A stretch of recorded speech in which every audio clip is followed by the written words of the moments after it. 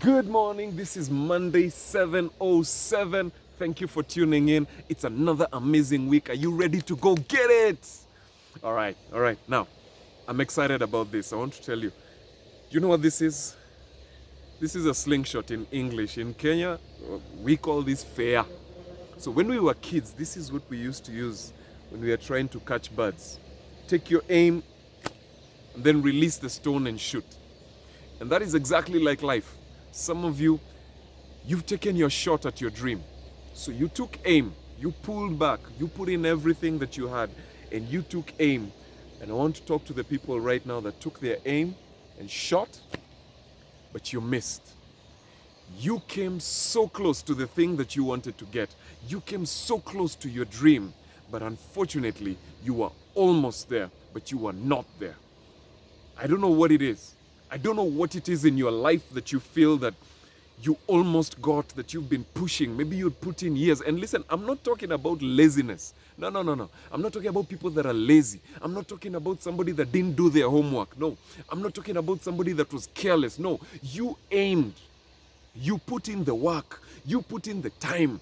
You did your assignments. You did your homework. You did your research. And you put in the hours, but you still missed. And I want to tell you this. Almost is not your enemy. Almost is your friend. You see, in sports, for instance, we are okay with people getting to the final.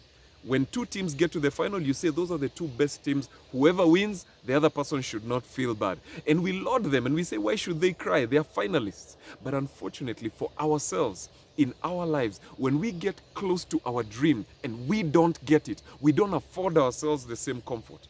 We don't encourage ourselves in the same way. And today I want to tell you this. You are so close to your dream. You have no reason to give up.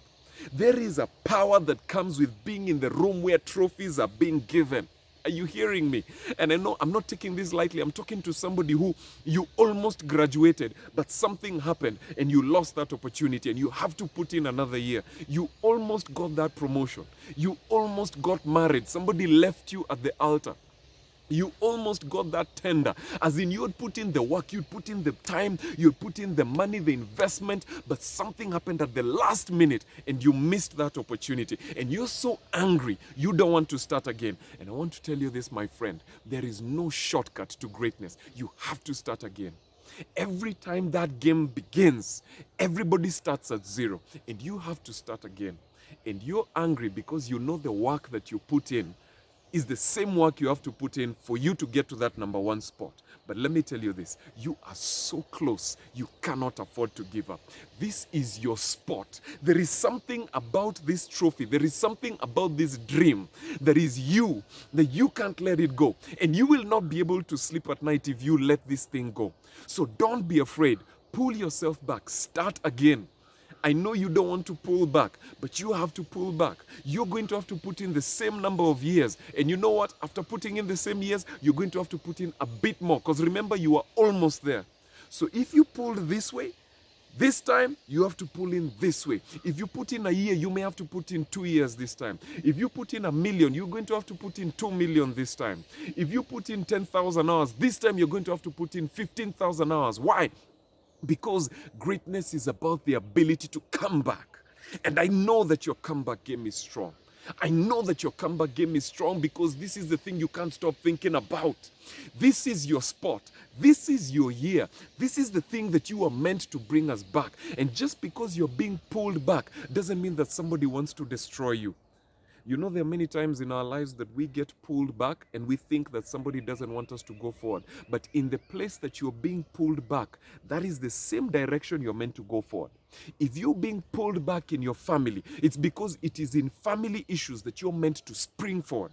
If you're being pulled back financially, it's because it's in financial issues that you're meant to shoot forward.